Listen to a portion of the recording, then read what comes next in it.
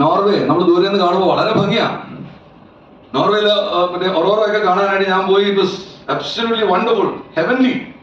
പക്ഷെ എന്താ പ്രശ്നം എന്നറിയാം, അവിടെ ഒരു മനുഷ്യനെ കാണാൻ കിട്ടൂല. കേരളവും തമിഴ്നാട് കർണാടകയും കൂടെ ചേർന്ന ഏരിയ കാണും. ആകെ 80 ലക്ഷം പേരേ ഉള്ളൂ. നമ്മൾ ഏകദേശം ഈ തണുപ്പത്ത് ഏകദേശം ഒരു 3-4 കിലോമീറ്റർ നടന്നാലാണ് ഒരു വീട് കാണുക, ഒരു മനുഷ്യനെ കാണുക. ആൾക്കാർ അവിടെ ഡിപ്രഷൻ കൊണ്ട് മരിച്ചു പോകുന്നു. ഏതാ, ആരെയും കാണാനില്ല, മിണ്ടാതിരിക്കാൻ.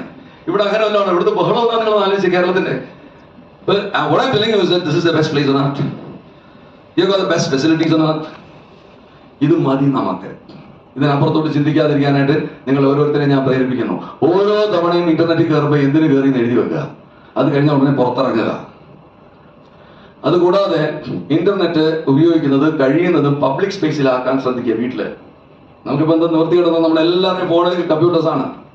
അപ്പൊ അങ്ങനെ ഇരിക്കുന്നതുകൊണ്ട് പബ്ലിക് സ്പേസിലാകുമ്പോൾ നമ്മൾ മറ്റുള്ളവരോട് കണ്ട് നമ്മൾ തിരുത്താൻ പറ്റുന്ന കാര്യങ്ങളിൽ നമ്മൾ വ്യാപരിക്കുള്ളൂ. മൂന്നാമത്തെ കാര്യം, കുട്ടികളെ ആശ്രയിക്കുക.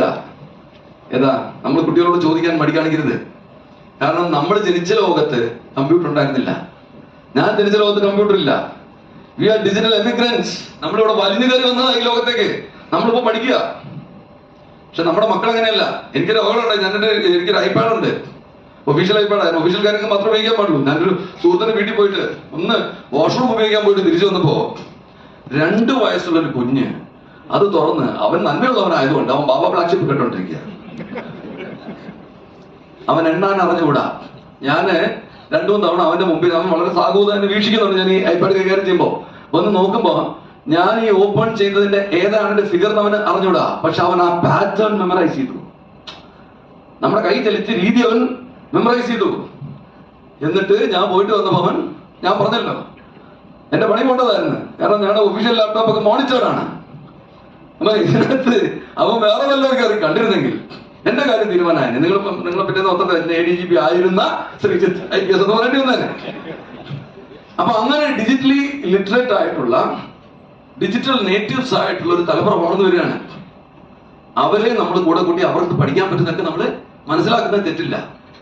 നാളെ നമുക്ക് ഒരു ഡിജിറ്റൽ മരണമോ ഡിജിറ്റലായിട്ടുള്ള പണം നഷ്ടപ്പെടാതിരിക്കാനും ഒക്കെ ഉള്ള കാരണം. മാത്രമല്ല, നിങ്ങളുടെ കാര്യം കൂടെ മനസ്സിലാക്കുക.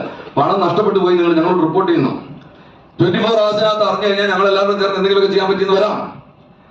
പോയി എല്ലാം കഴിഞ്ഞ് കുറെ കാലം കഴിഞ്ഞ് കിട്ടാതായി കഴിയുമ്പോൾ ഞങ്ങൾ എടുത്തു കൊണ്ടുപോയവനെ കണ്ടുപിടിക്കുകവനെ അറസ്റ്റ് ചെയ്യുമ്പോൾ ചെയ്തിട്ടുള്ള ഒരു 100ഓളം കേസുകൾ പിന്നെ മുമ്പിൽ തന്നെ ഉണ്ട്.